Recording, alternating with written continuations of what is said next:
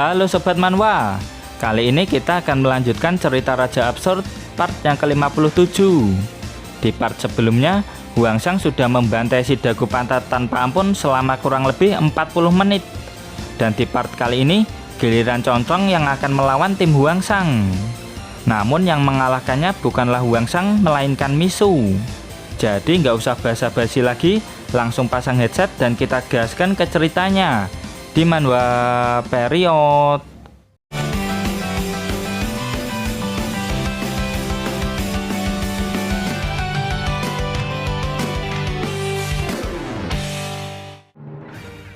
Chapter diawali dengan Pak Herman yang meneriaki semua orang untuk tidak pergi ke wilayah timur laut. Soalnya ada gelombang monster yang menyerang dari sana. Sontak Xiaoyu, Pak Serigala, dan ras manusia hewan yang lain langsung terkejut. Baru saja selesai mengalahkan pasukan mecha si Dagu Pantat, sekarang mereka harus bertarung melawan gelombang monster. Xiaoyu melihat para netizen melarikan diri. Gelombang monster dari area pertambangan benar-benar menyerang kota. Setelah menghajar Gonggong, Hwangsang perlu sedikit mengisi ulang energi spiritualnya. Jadi Xiaoyu berniat menahan para monster itu sembari menunggu Hwangsang memulihkan energi spiritualnya. Hati-hati, jangan gegabah, ucap Hwangsang ke Xiaoyu sambil terus menyepong Huan dan Huning. Kemudian Mbah Sumi menghampiri Hwangsang. Dia mengucapkan permintaan maaf ke Hwangsang untuk masalah sebelumnya. Dia juga berterima kasih sama Hwangsang karena sudah membongkar kebusukannya Raja Dagu Pantat. Hwangsang tidak mempermasalahkan hal itu dan menyuruh Mbah Sumi untuk segera menjauh dari tempat ini. Mbah Sumi tidak mau pergi, toh umurnya juga tidak akan lama lagi. Jadi sebelum meninggalkan dunia ini, Mbah Sumi ingin mengetahui lebih banyak hal tentang dunia ini. Mbah Sumi juga tahu jika negara ini mulai semakin kuat setelah ditemukannya Amalith Ore di area pertambangan spiritual. Namun semakin banyak mereka menambang, maka semakin banyak juga monster yang menyerang. Itulah perkataan cucu Mbah Sumi sebelum Mokat diserang monster yang ada di tambang. Raja Dagu Pantat mengatakan kalau mereka semua tidak akan selamat dari serangan monster kalau berhenti menambang. Jadi tidak ada pilihan lain bagi rakyat kecil selain terus menambang Amalith Ore di sana. Demi kecintaannya terhadap negara dan tanah air, cucu Mbah Sumi pun pergi menambang Amalith Ore supaya bisa menciptakan kedamaian di negara Maili. Namun kenyataan sangat kejam. Cucu Mbah Sumi harus kehilangan nyawa akibat diserang para monster. Sebenarnya Mbah Sumi sudah ikhlas dengan kepergian cucunya itu. Namun dia pengen keinginan cucunya untuk menciptakan kedamaian di negara Maili ini bisa terwujud. Keinginan cucu Mbah Sumi pasti akan terwujud. Kedamaian yang dia inginkan sebentar lagi akan Hwangsang wujudkan. Cucu Mbah Sumi cuman mempercayai orang yang salah. Hwangsang juga baru menyadari bahwa monster belum tentu lebih jahat dari manusia. Tapi itu sudah bukan masalah lagi. Hwangsang berjanji kalau negara Maili akan menjadi negara yang jauh lebih baik dari sebelumnya. Kemudian Hwangsang berjalan menuju medan pertempuran, meninggalkan Mbah Sumi di belakang. Berjuanglah anak muda, dirimu mengingatkanku pada cucuku, teriak Mbah Sumi dari kejauhan. Hwangsang pun mengangguk dan melanjutkan langkahnya. Setelah mengalahkan Dagu Pantat dan pasukannya, tim Hwangsang sekarang dihadapkan dengan serangan besar-besaran gelombang monster yang berasal dari area pertambangan. Monster-monster ini mulai menyerang kota, namun pasukan aliansi mampu menghentikan mereka. Hal ini membuat Concong sangat kesal dan mengeluarkan para monster lebih banyak lagi melalui celah dimensi. Selama Concong memiliki asupan energi spiritual yang cukup dari tambang, dirinya tidak perlu khawatir dan takut dengan siapapun yang akan datang. Selain itu, monster yang ia bawa ini berasal dari dunia lain, sehingga tidak akan dikalahkan semudah itu. Sejak era Reiki, umat manusia berada di rantai makanan paling bawah. Jadi sudah sewajarnya jika mereka dihancurkan seperti ini. Kemudian panel berpindah ke wilayah perkotaan. Himbauan kepada rakyat untuk berlindung di pusat kota mulai terdengar. Keadaan saat ini benar-benar chaos. Pasukan Mekashi Dagu Pantat juga mendapat serangan dari para monster. Rakyat yang berada di sana juga dibantu sama ras manusia hewan untuk berlindung ke pusat kota. Raja Singa menegaskan kepada rakyat untuk mengikuti ras manusia hewan dan menjauhi monster serangga. Ketika berada di pusat kota, dirinya akan sekuat tenaga melindungi semua orang. Xiao Yu meminta Pak Serigala untuk mencoba berbicara sama monster serangga itu. Namun karena perbedaan ras dan lain-lain, Pak Serigala tidak bisa. Lagian ras serangga ini belum memiliki kecerdasan seperti ras manusia hewan. Evolusi mereka lebih ke fisik daripada kecerdasan. Jadi bisa diambil kesimpulan bahwa percuma saja berbicara kepada sesuatu yang tidak memiliki kecerdasan. Pasukan serangga ini tidak memiliki emosi. Bagi mereka hanya ada yang dimangsa dan memangsa. Serangga ini hanya ras menakutkan yang hanya memangsa makhluk lain dan berkembang biak. Ras serangga rendahan seperti kalian sebaiknya enyah dari sini, tegas Malu sambil memanggil monster naganya. Nani, ujar para serangga yang tiba-tiba perilaku mereka jadi baik. Xiao Yu, Huli, dan Raja Singa tidak menyangka jika serangga-serangga brutal ini bisa patuh. Siapa sebenarnya bocah itu? Kok bisa dengan mudah menghentikan serangga-serangga ini hanya dengan kata-kata? Ujar Pak Serigala.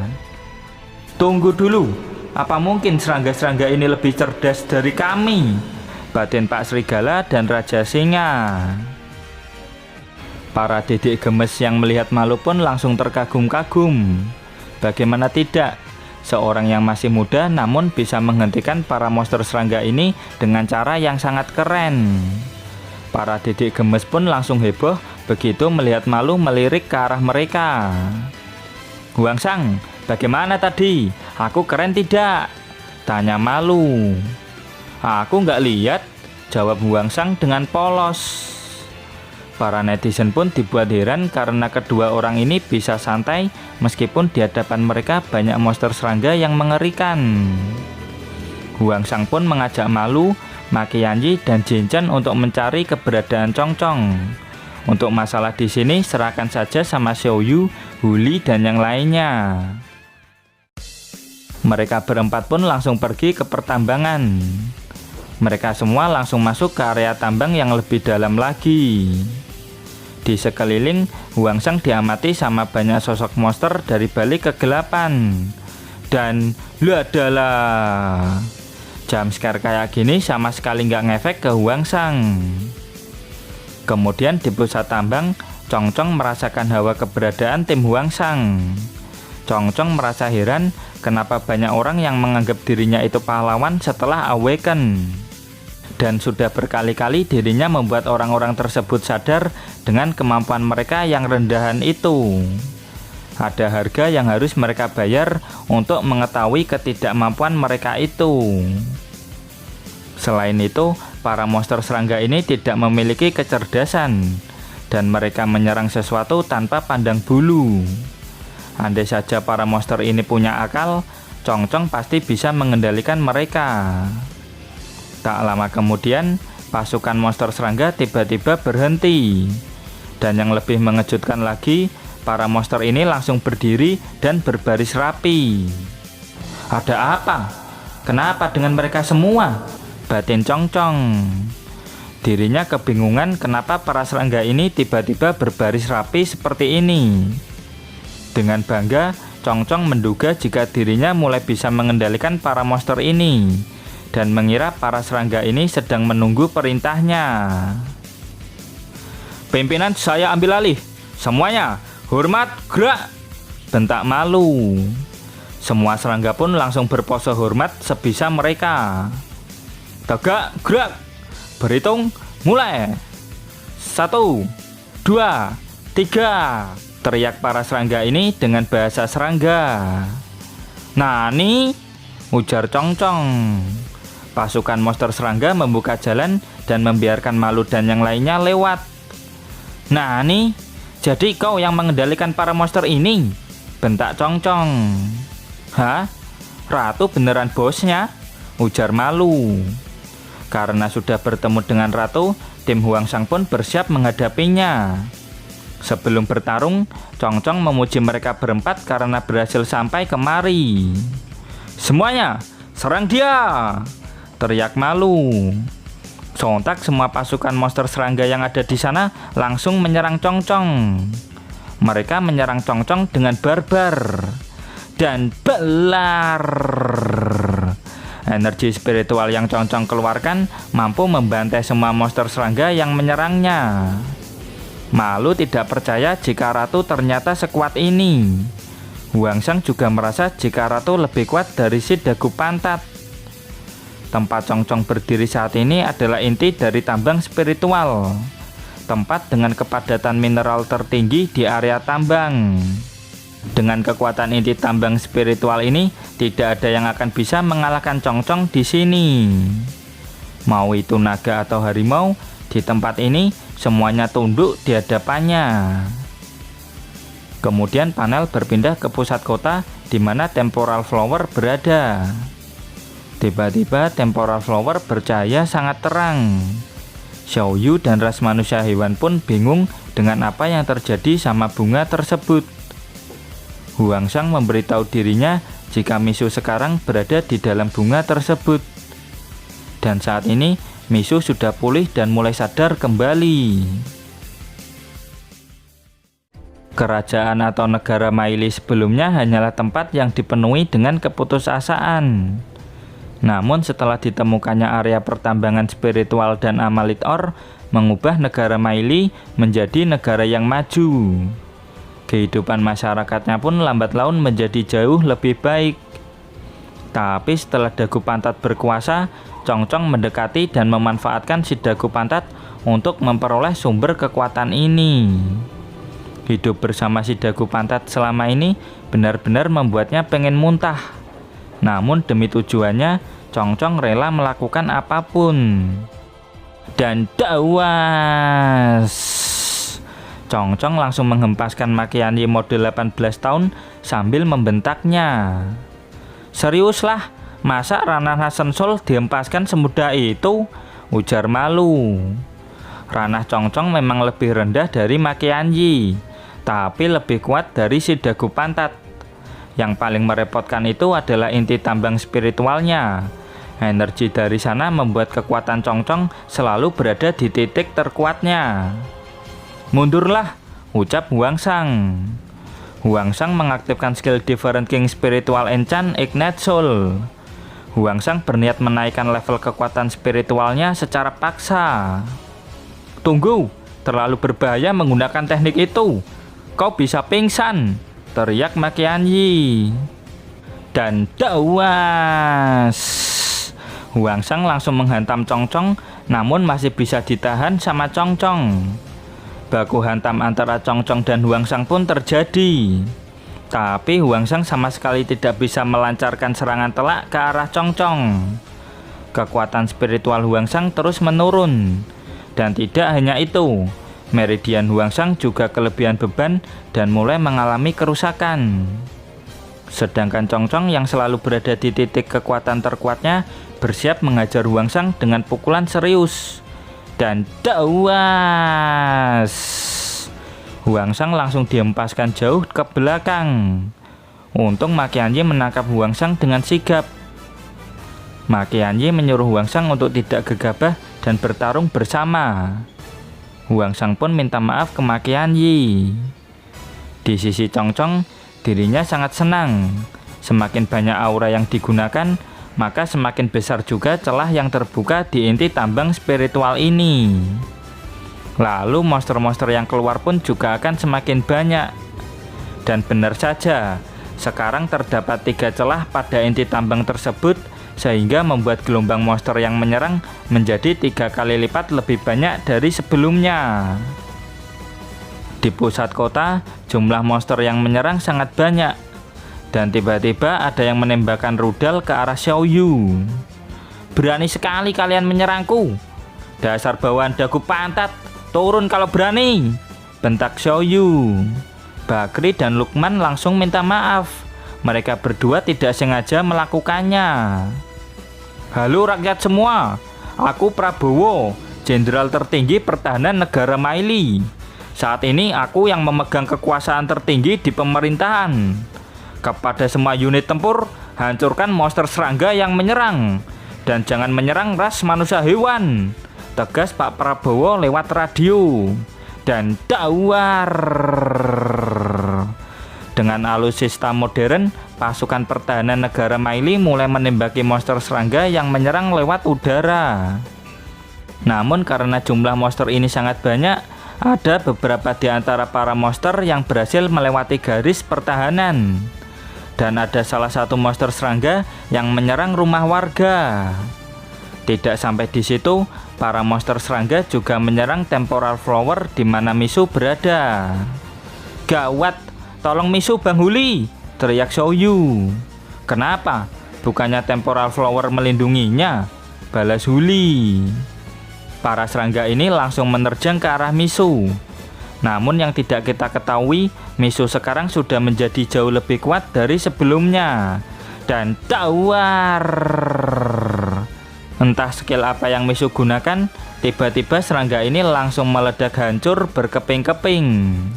Xiaoyu, Huli, Bakri, Lukman, dan Pak Prabowo langsung terkejut melihat Misu membantai para monster serangga dengan begitu mudahnya. Mak belar. Misu meledakkan mereka semua dengan kekuatan mecha emas barunya. Dan seperti yang kalian duga, Misu sekarang sudah promosi ke ranah Golden Core Period. Kemudian panel menceritakan masa lalu Chongchong. Dirinya terlahir di era Reiki, di mana para Awakener mulai bermunculan. Dirinya juga termasuk seorang Awakener teknologi.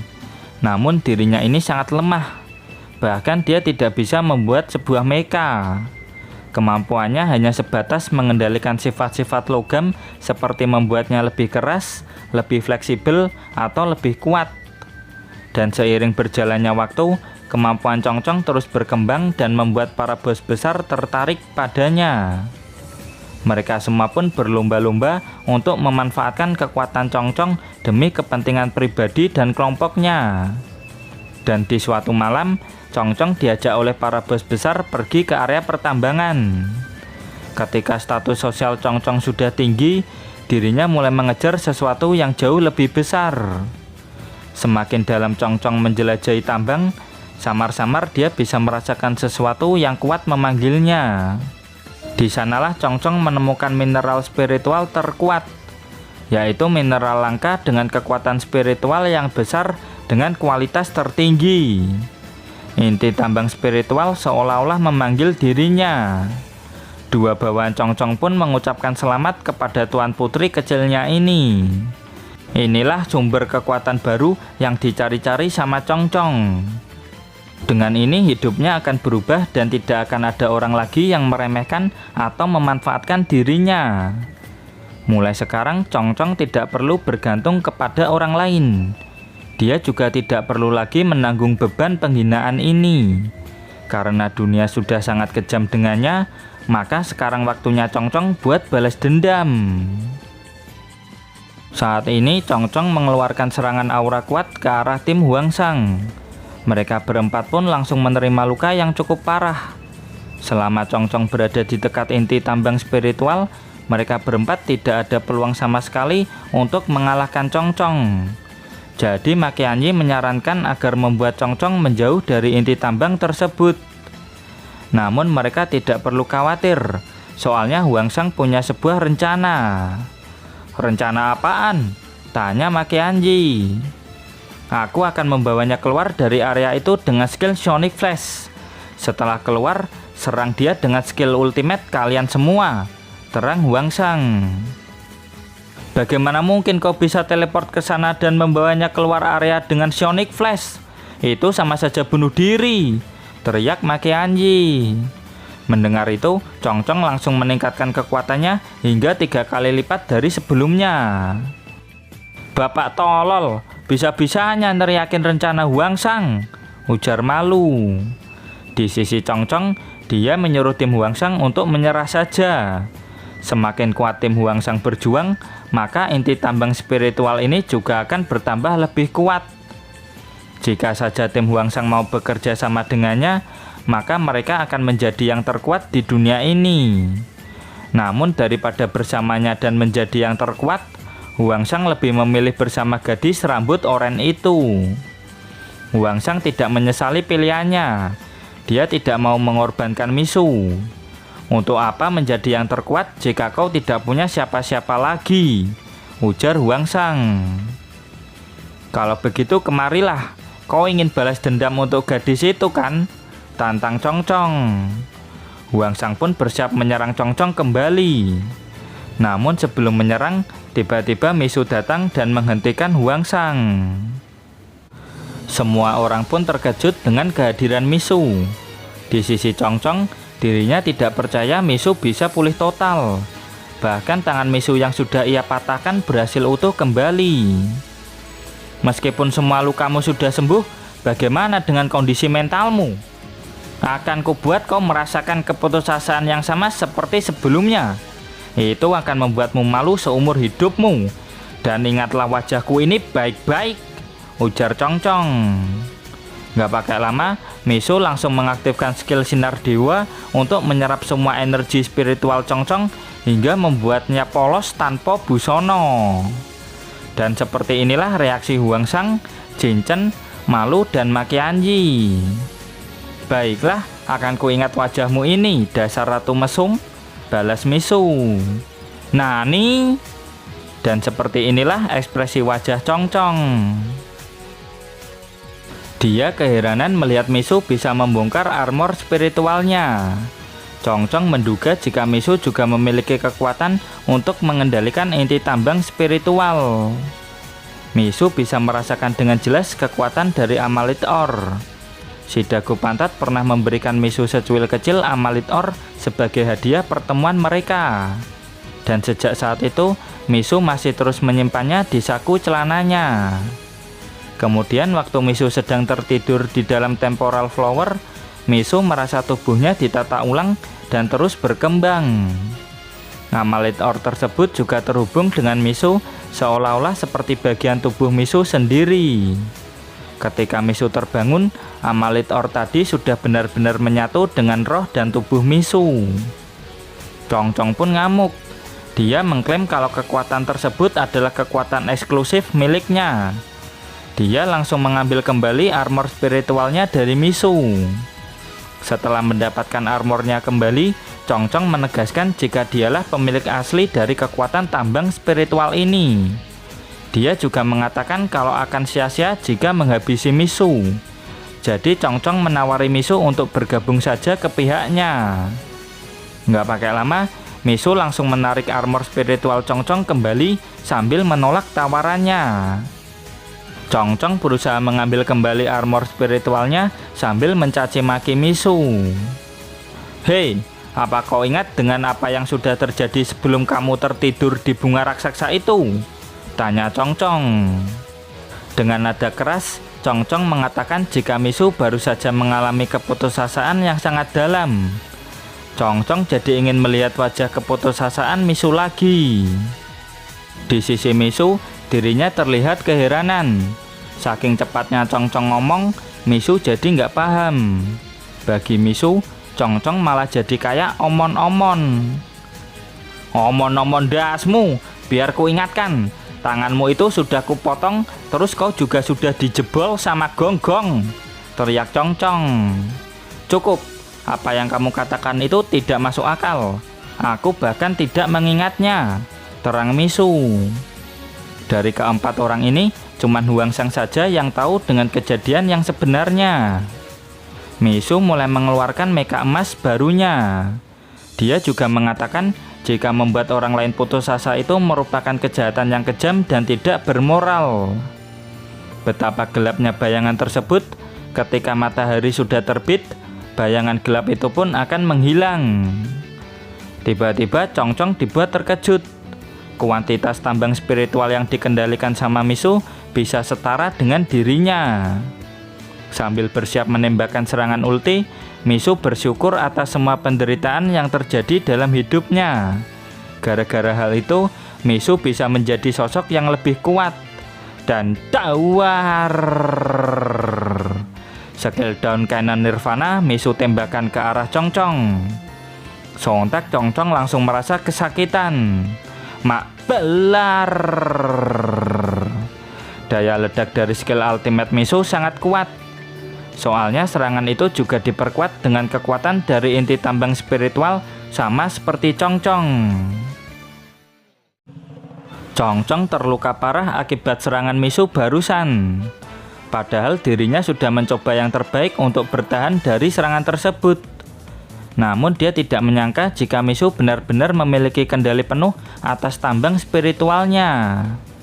Chong-Chong tidak terima dengan hal itu. Kekuatan tambang spiritual ini adalah miliknya, bukan milik Misu. Kau hanya beruntung. Tanpa teman-temanmu, kau pasti sudah mukat karena keputusasaan yang begitu dalam, bentak Chong-Chong. Kau iri ya karena aku punya teman-teman seperti mereka. Coba pikirkan ini. Apa benar bertemu dengan mereka itu adalah sebuah keberuntungan? Kau juga bertemu dengan mereka. Tapi kenapa mereka tidak membantumu? Itu karena mereka yang menanamkan sebuah kebaikan akan memetik hal yang baik pula. Sedangkan jika kau menanam keburukan, maka kau akan memetik keburukan juga, tegas Misu. Gak usah sok ceramah gadis kecil, tahu apa kau tentang diriku? Bentak Chong-Chong.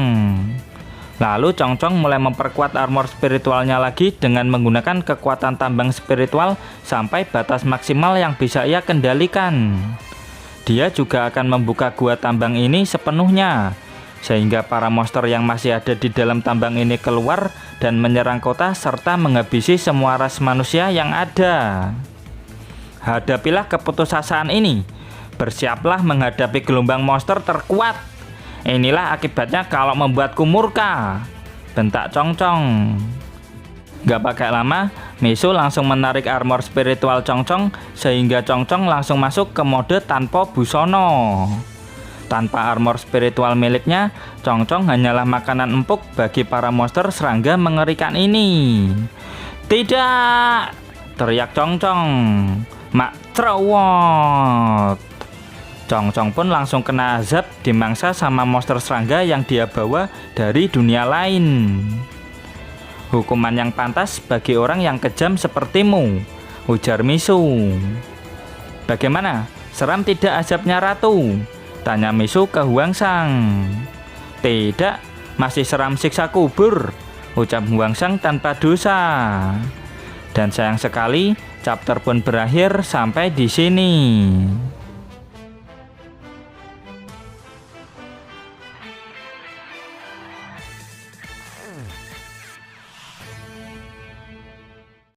Dan terima kasih buat kalian yang selalu hadir dan komen di setiap video admin.